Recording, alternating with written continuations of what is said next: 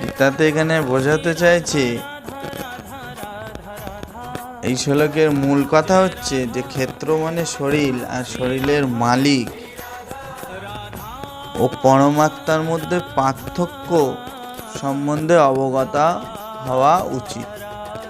মানে এই শরীর, আমাদের শরীর, এই শরীরের একজন মালিক আছে এবং তারও একজন মালিক আছেন, তিনি হচ্ছেন পরমাত্মা। অষ্টম থেকে দ্বাদশ শ্লোক বর্ণিত মুক্তি লাভের পন্থা সম্বন্ধে অবগত করা হয়েছে গীতাতে। তবে পরম গন্তব্যস্থলের দিকে অগ্রসর হওয়া যাবে।